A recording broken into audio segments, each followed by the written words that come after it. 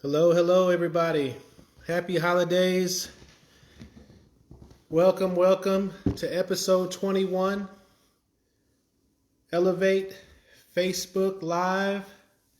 And whenever I hear that ding, I always wonder if it just started now or if it started before. But anyway, hello. Welcome. See, we have a couple people on already. It's good to see you guys. Post who we see because I can't tell who it is. Please post who you are. Today, our subject is my chief enemy. My chief enemy. So, really appreciate you guys coming on today. I wanted to make sure that wished everybody a happy holidays. I know that this is a great season for some, and also can be a very stressful season for others. So, don't let it stress you out. Just enjoy the season. Do what you can. Don't buy into that commercial stress. Do what you can. Tell people you love them. Make them some homemade cards if you have to, but just don't let the pressure stress you out. I'm really excited about our topic today. Over here at the Carr household, we are in the Christmas spirit. We pulled down boxes and boxes of stuff, and we still have stuff to put up, but we got some of the stuff up. But very excited about the Christmas. Our favorite holiday is the Christmas season. So, got a few people on. Are you seeing any comments? I'm not seeing any comments. Yeah, if you please can post your city, so we kind of get an idea who we're reaching. It's always fun to see the cities. So while you guys are posting the cities, I'm going to get started. I just want to thank you for joining us today. Most of you know me. I'm Curtis Carr. I'm the founder of E.L.E.V.A.T.E. Shar, who's my wife, we run this company together. And I have over 30 years of experience in leadership and 15 years in a training capacity. My wife's been in project management and a business analyst for over 10 years, and she runs her own company currently. So a wealth of experience that we like to share. My wife calls this, what do you call it? She calls it 0.99, or what do you call it? Free 99. Free 99. I came down my phone is not connected, so I can't send you. Okay. So, but we call it free 99 because we do this every week. And if you're somebody that's really focused on getting to that next level, you can glean some things from these free 99s we got going on. So hopefully you get something out of this today. I like every one of them. Of course, I'm going to say that, but my chief enemy is a very powerful subject matter, and I can't wait to get into it. But before we get into it, E.L.E.V.A.T.E is the name of the company. We're a consulting agency. It's Expectations is an acronym. Expectations, leadership, ethics, vision, attitude, temperaments, and effectiveness. And what we do is we're consultants. So I wanted to give a couple shout outs before we get into the meat of the subject matter. I wanted to shout out my parents. They're celebrating their 50th anniversary. Amazing. 50 years. That's a long time. 50 years is a long time. I remember when they celebrated their 25th, they had a wedding renewal, a renewal of their vows. And now it just seems like, I can't believe it's 25 years later. But now they're doing like a cross country trip. Where they're that's Kai. That's Kai. So, but they're doing a cross country trip, and last time I checked in on them, they're having a good time. So I just wanted to shout out them. I also wanted to shout out Attack Poverty. Really believe in what they're doing. They're a nonprofit organization that helps underserved communities, and they have about 6 locations out here in Houston, and they have facilities. They have they really get involved in the community, and I have a lot of respect for what they do, and I'm really looking forward to we support them, and we look forward to doing some long-term supporting of them too. So just wanted to shout out those groups of people, those 2 groups. But from the housekeeping side, we come on live once a week, 7 p.m. on Friday.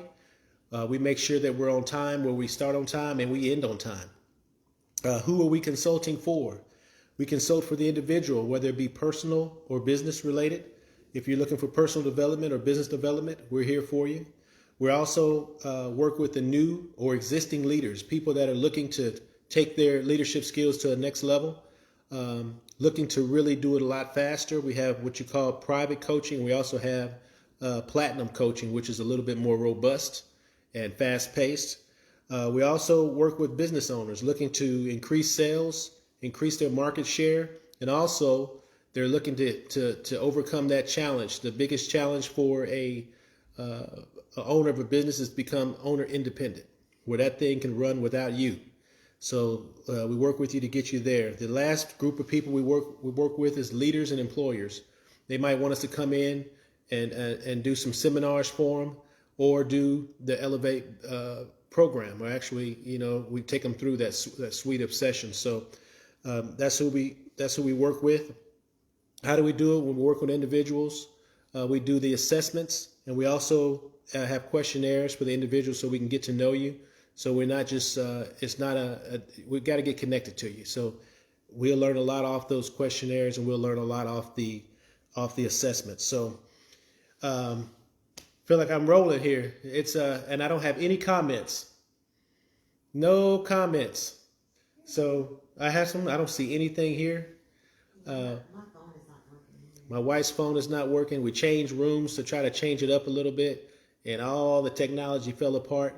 So I want to say hi to everybody. I see my parents. I see the picture of my parents on. I see Miss Ann. So hello, Miss Ann. Hello, Mom and Dad. Who else do we have up there? Mother Brenda. Is that Mother Brenda I see? Hello, hello, hello. Shay. Oh, man. Good to see you, Shay. Good to see you up there. But today, I have this joke, and I wish I could see your comments. So, because I was going to ask you guys' opinion about this joke I have. And this joke it's a divorce joke, but it's funny. And my wife didn't want me to do it. This is weeks ago. She might have changed her mind now. But she didn't want me to do it. But I'm like, the people we have on the call are not super sensitive. I've been divorced. Some of the people on this call have been divorced, and it's just a funny joke. So, and I was planning on asking you guys' opinion, but I can't see any comments. So I'm going to trust that you guys are okay with the joke. That's what I'm going to trust. And this joke, because we always try to open it up and make it light, but this joke is called Divorce Barbie. Divorce Barbie. And one of my friends that I've known since I was 13 years old is the one that sent me this joke. And she sent it to me years ago. But it said, one day a father gets out of work, and on his way home, he suddenly remembers that it's his daughter's birthday. He pulls over to a toy store and asks the salesperson, how much for one of those Barbies in the display window? The salesperson answers, which one do you mean, sir? We have Workout Barbie for $19.95. We have Shopping Barbie for $19.95. We have Beach Barbie for $19.95. We have Disco Barbie for $19.95. Ballerina Barbie for $19.95. Astronaut Barbie for $19.95. Skater Barbie for $19.95. And we have Divorce Barbie for $265.95. The amazed father asked, it's what? Why is the Divorce Barbie $265.95? And the other ones are only $19.95. The annoyed salesperson rolls their eyes, sighs, and answers, sir, Divorce Barbie comes with Ken's car, Ken's house, Ken's boat, Ken's furniture, Ken's computer, one of Ken's friends, and a keychain made with Ken's cojones. And that's the joke for the day. I thought that was a funny joke. But if I start getting bad email, then we will burn this. But anyway, Shar, any comments? Busy. Shar said she's busy. That means she did not like it. All right. So anyway, back to what we do. Good thing, boy. I have a lot of respect for those comedians out there. All right. So basically, we conduct these Facebook Lives, and we depend on your comments. and we'll properly end at 7:30. My plan is to read the comments if I can see the comments. So usually about 15 minutes in, they just start popping up on their own. Hopefully they come on because I really like to hear your feedback on this. My chief enemy. And a little background to this. It's a poem that I'm going to start off reading. And this is what we do in the Elevate program. The first E is expectation. So there's a lot of, we do some heavy hitting in that first one. And one of the things that we hit on is my chief enemy. So the poem is, and I don't know who wrote it, but the poem says this. My chief enemy, an enemy I had, whose face I stoutly strove to know, for hard he dogged my steps unseen wherever I did go. My plans he balked, my aims he foiled, he blocked my onward way. When for some lofty goal I toiled, he grimly said to me, nay. One night I seized him and held him fast, from him the veil did draw. I looked up on his face, at last and lo, myself I saw. And this, when I first read this, it hit me in so many different ways. I read this a while back, and I wanted just to, it's a quick, short poem, but I wanted just to kind of go over it real quick. There's a lot of old language in there.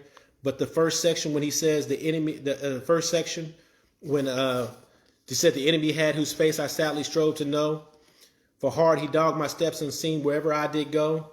I mean, you can tell right there the enemy was tenacious. The enemy was unseen, and it always was there.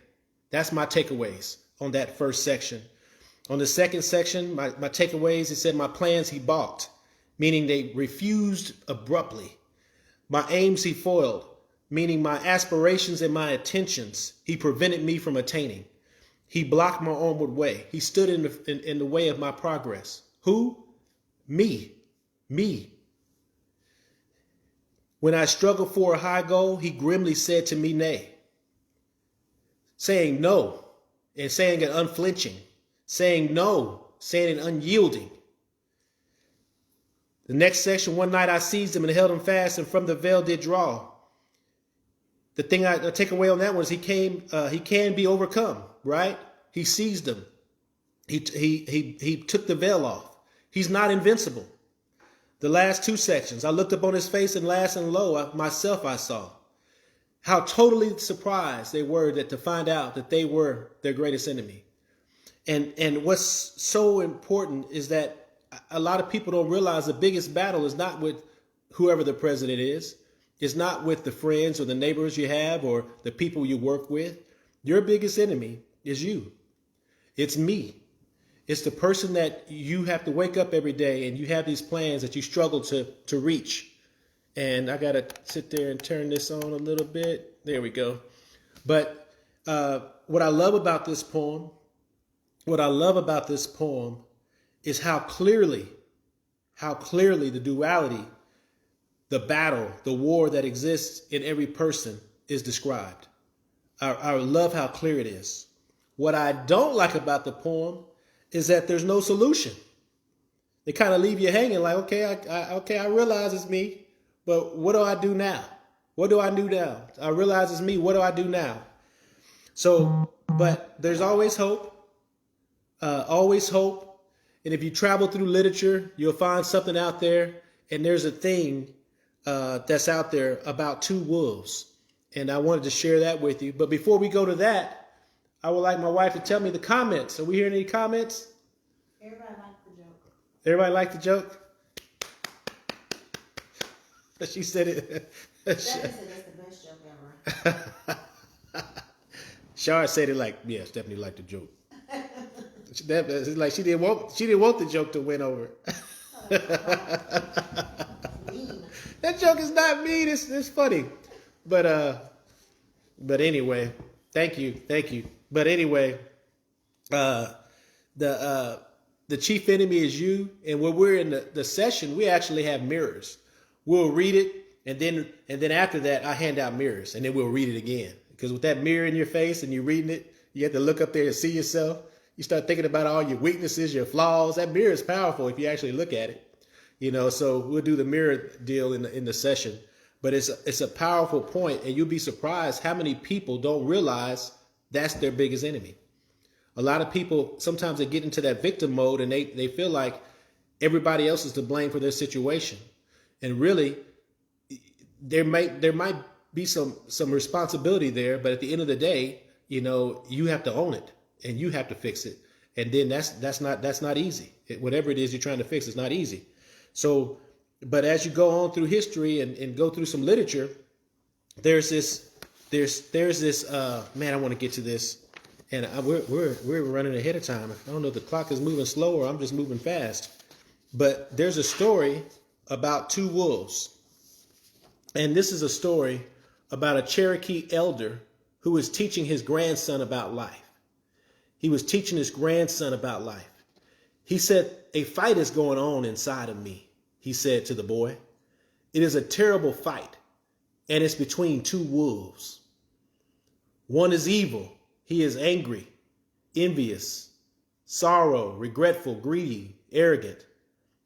He has a lot of self-pity. He's guilty. He's resentful, and he's very inferior. He tells lies. He has false pride. He has a superiority complex, a lot of self-doubt and ego. The other is good. He's joy, peace, love, hope, serenity, humility, kindness, benevolence, empathy, generosity, truth, compassion, and faith. The same fight is going on inside of you and inside of every other person too." The boy thought for a minute and then asked his grandfather, "Granddad, which wolf will win?" The grandfather, and this is the part, my little hairs, I ain't got many, but they standing up right now. The grandfather says, "Son, the one you feed. That's the wolf that's going to win. The one you feed the most." And that is like the perfect answer for the my chief enemy. Because that duality, we all have it. I don't care what religion you are. I don't care what faith you have. We can give you examples of every faith sharing about how they had this battle inside. I'm a Christian, so the one that stands for me the most is the one in Romans 7, when Paul says, "Who shall get rid of this body of sin and death? Every time I try to do good, evil is always present." That battle he had. But you'll see it in other religions also. Buddha talked about it. Many of them talked about it. I mean, we can go on and be well over 7:30, but if that duality exists, and you have to have some kind of solution to it, you can't ignore it, and you have to deal with it if you want to grow. And remember, Elevate is all about growth. We're all about growth. So what does the old Cherokee grandfather mean when he says the one you feed?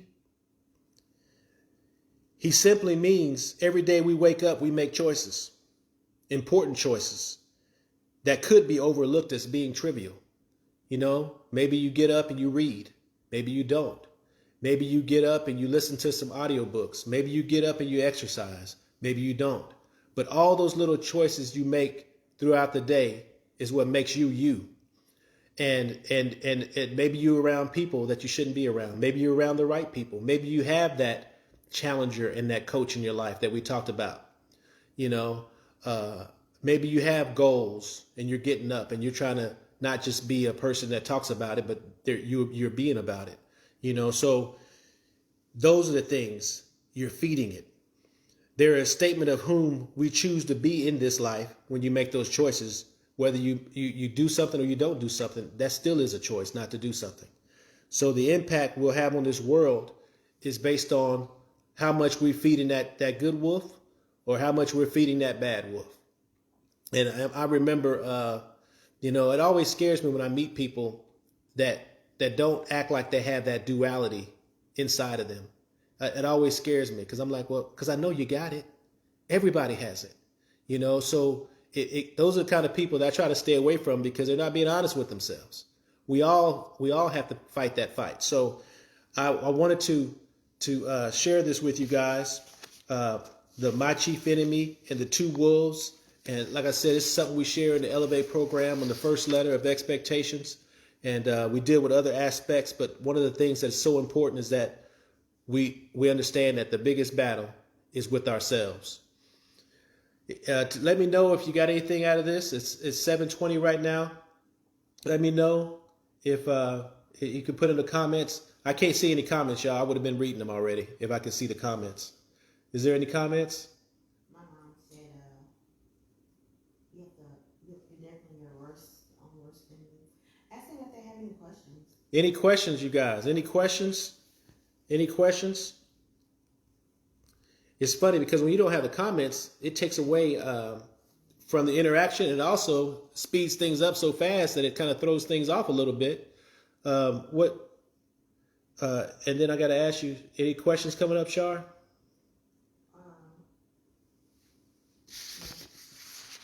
One of the things that I wanted to do also is tell you what's upcoming.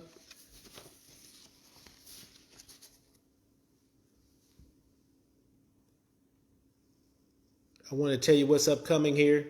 We have In the Arena, which is coming next. After that, we have Cyclosclerosis, the hardening of your attitude. The next one after that is called The One Word We Cannot Escape, Choice. I'm really excited about this one here. We have a live interview with a successful entrepreneur. And then the next one after that is called This Generation, ... that a little ellipsis, part 1. This generation. So if you're live out there, please post some ones. Let me know if the people are alive out there, Shar, because I can't see. Are they alive? Ken said great information. Karen said excellent lesson. And one of the things I also wanted to talk about is, some of the things that we do with the program is that of course we have the one-on-ones. The one-on-ones, we're expanding that, and we're going to do something where we try to do something where it's a weekly group coaching. We want to let people know about that. Also, we have the seminars, and a lot of these sessions are really mini seminars. So, we can customize a seminar for whatever you need.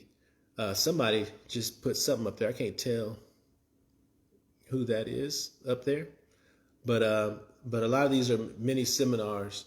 And a lot of things are taken out of either the books that are coming out or previous seminars that were done in the past, or from the E.L.E.V.A.T.E program itself. But we try to kind of give you a taste of what we're about. One thing I can say about my wife and I is that we are doers. We have done this and we are doing it. The stuff that we talk about, we're in the battle. We're trying to make things happen. We are making things happen. We're trying to make some more things happen. But like we talked about before, and it's on our website, there's 3 types of coaches out there. And I'll say it to the day I die. There's a degreed, and all these offer something great.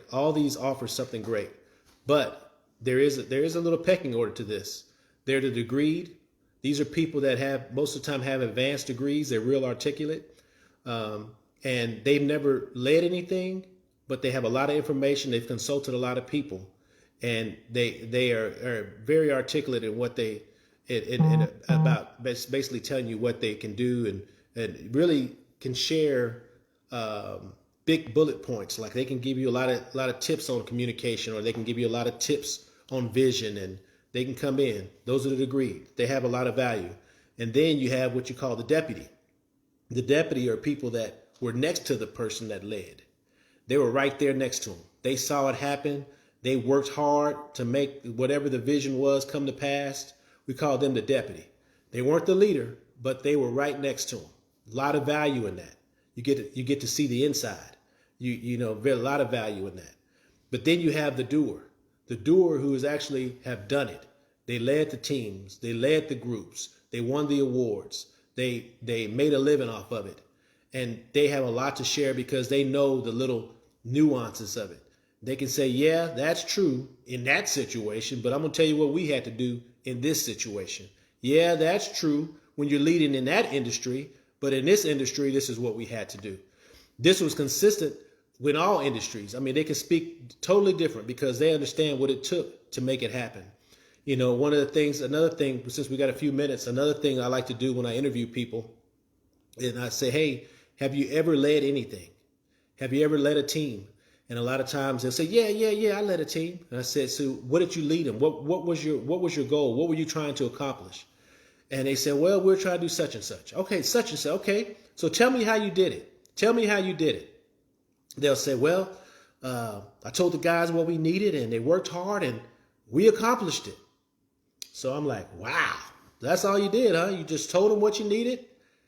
They got riled up, they got hyped up, and then they accomplished it. That was it. And I'm like, wow. So then I know that person. Oh, here we go. This happens all the time. Aunt Linda's on. Thank you, Aunt Linda. Deputy brings continuity, voice of experience, continuity. I say continuity. Deputy brings continuity, the voice of experience. Definitely, Miss Ann. So, but what we're looking for is, especially when, you know, I do those interviews, I'm looking for people that can tell me that, hey, you know, we set out for a goal. We had a meeting with the people, and yeah, at first they didn't get on it. And I said, well, what did you do to help them get over it? Oh man, we start looking at the people that were producing, you know, and then we start having conversations with them, trying to get them to spread the word. And then after we got them to spread the word a little bit, we start posting numbers up so people can see who was producing.